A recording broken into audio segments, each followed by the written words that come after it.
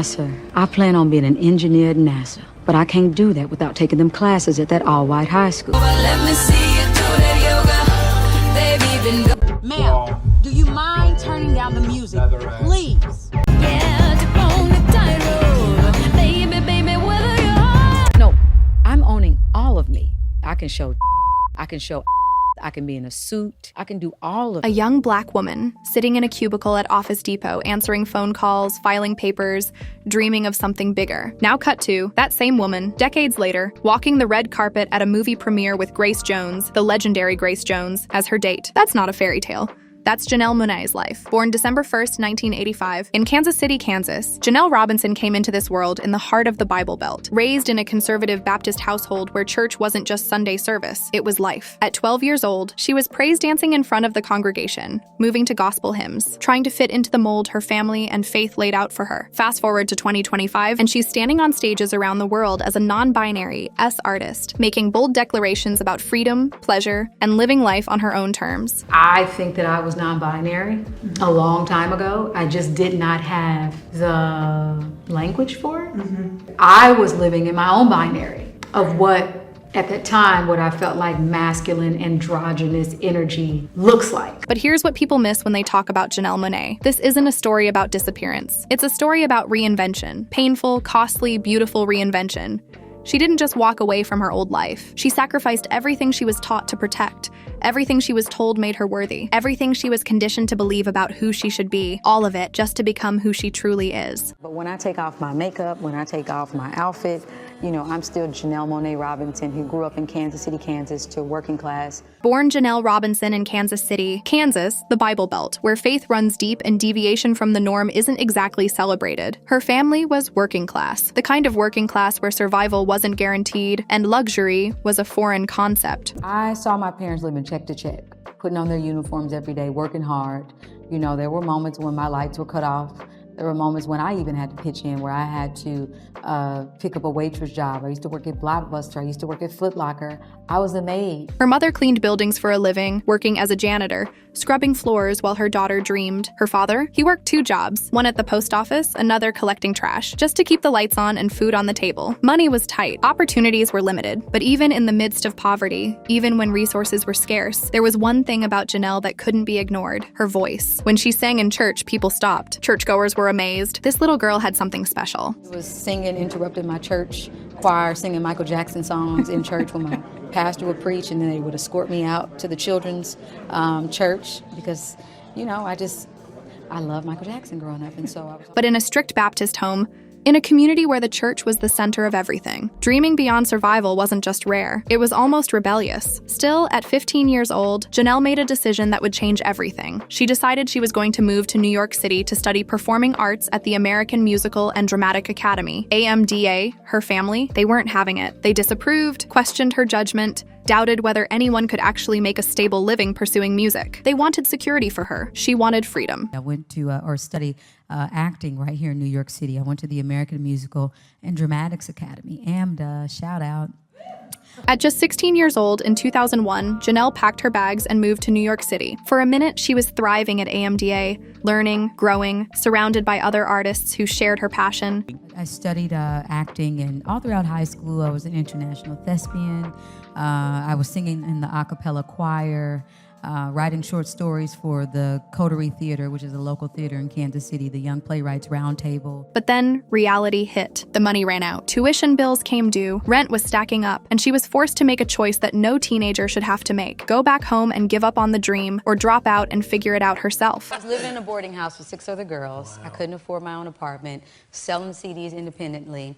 And I didn't have a computer. I couldn't afford it. She chose the latter. At 18 years old, Janelle Monáe dropped out of AMDA, packed up whatever she could carry, and moved to Atlanta, Georgia, with only $300 in her pocket and a dream that refused to die. And that's how she ended up at Office Depot. In Atlanta, broke and desperate, she took a job answering phones, filing papers, doing administrative work just to survive. But here's the thing about Janelle. Even while she was clocking in and out of that office, she was secretly building her career, writing songs after her shift, recording demos when she could afford studio time, connecting with fans online, building a following one interaction at a time. And then one day, she made a mistake. She replied to fans using the company computer during work hours and got caught. She got fired. My boss said, listen, we're gonna make this easy for you. You're fired. Yeah. Go do what you love. You don't want to be here. But that firing, that moment of rejection, it became the inspiration for her first song, Letting Go. It led to her debut EP, The Audition, which dropped in 2003. Commercially, the EP failed. It didn't chart, didn't sell, didn't make her famous, but it did something more important. It showcased her unique, androgynous, sci-fi-infused style. It proved she was different. And different, as it turns out, was exactly what she needed to be. Big Boy from Outkast noticed her. He saw her originality, her refusal to conform, and he invited her to perform at one of his showcases in Atlanta. Get up here, girl, give it up for Janelle Monáe! That moment, that performance, changed everything. Janelle realized she didn't need to fit in. She needed to stand out. She needed to be unapologetically herself. In 2006, Sean Diddy Combs signed her to Bad Boy Records. But here's what made the deal special. Diddy let her keep ownership of her masters. For a new artist, especially a black woman in the industry, that was almost unheard of. It was rare. It was a blessing. In 2007, Janelle released Metropolis The Chase Suite.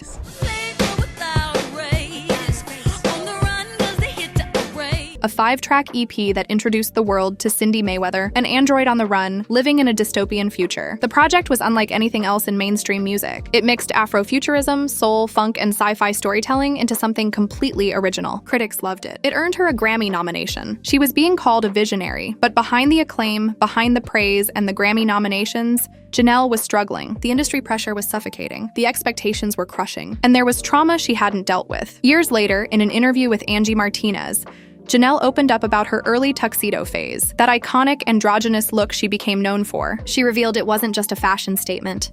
It was armor. It was protection. It was triggered by a traumatic photo incident involving someone she trusted, someone who betrayed that trust. Between 2007 and 2013, Janelle Monáe became one of the most critically respected artists in the industry. But here's the painful irony.